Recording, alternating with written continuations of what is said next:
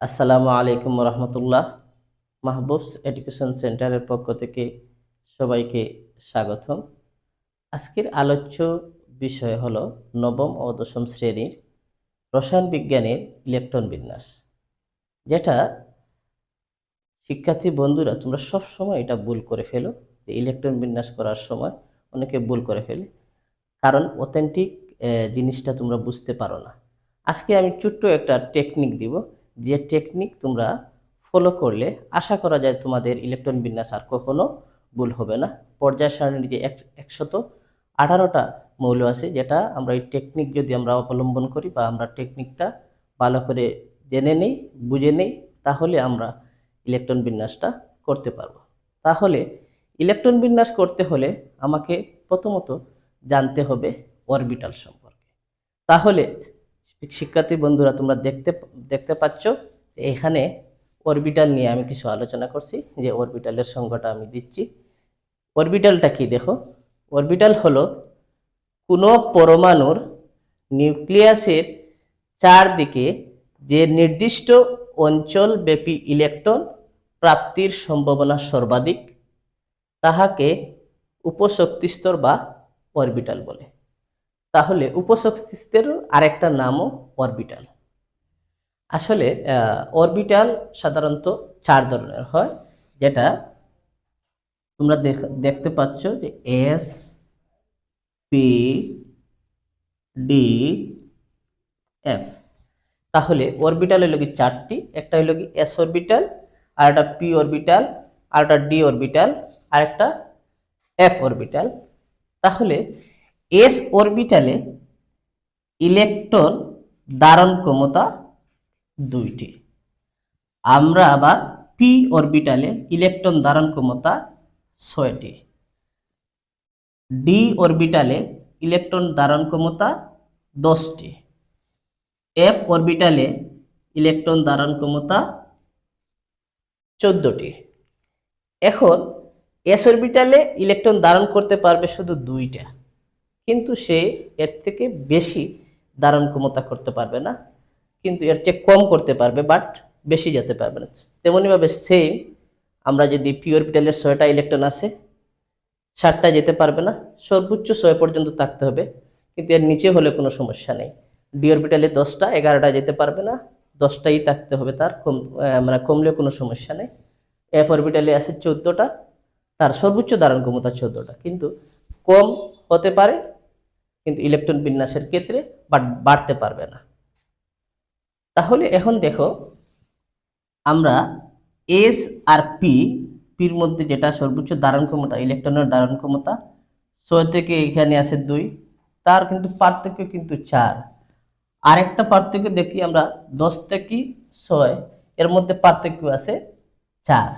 আবার এখান থেকে দেখি 14 থেকে 10-এর মধ্যে পার্থক্য আছে 4। এখন আমরা মেন টেকনিকে আসি, মেন টেকনিকটা আলোচনা করব।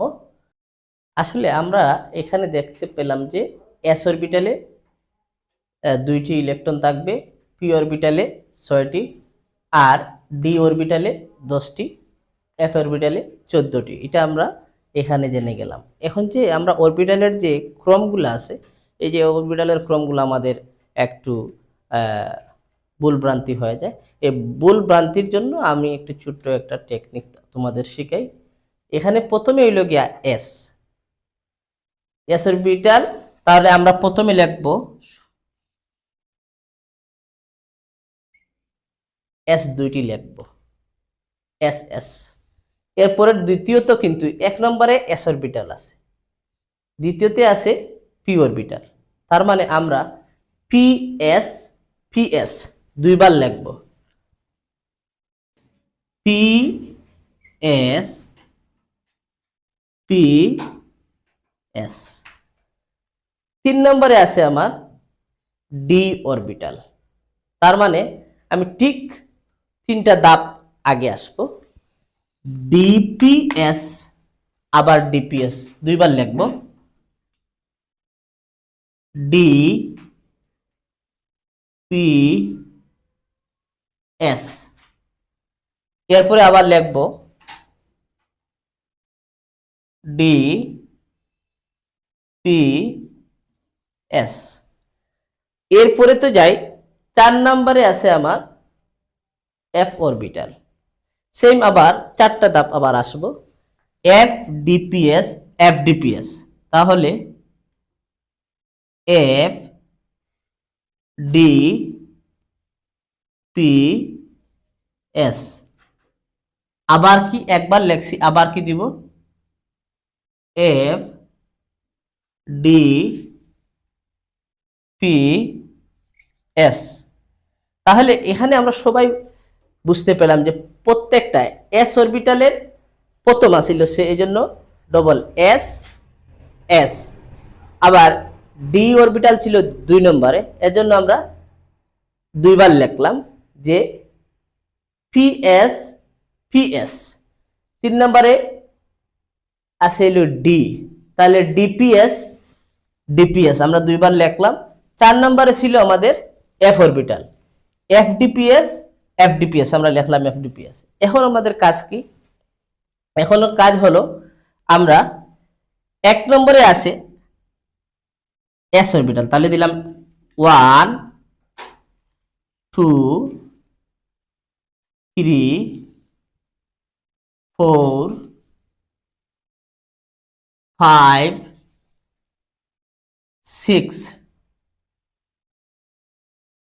7 8।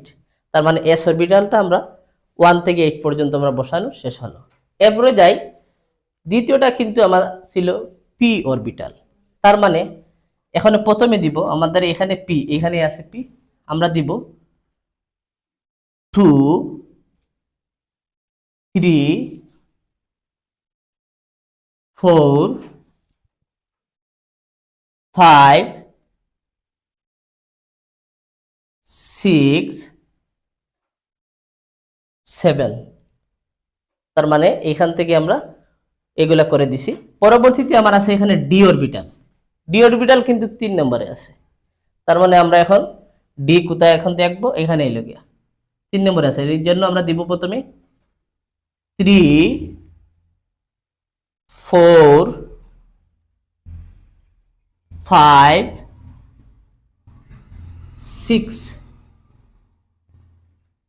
এই পর্যন্ত আমরা শেষ হলো ডি অরবিটাল। এখন আমরা যাই এফ অরবিটাল, 4 নম্বরে আছে। তার মানে আমাদের এখানে এফ আছে কোথায়, এখানে হইল গিয়া 4 5।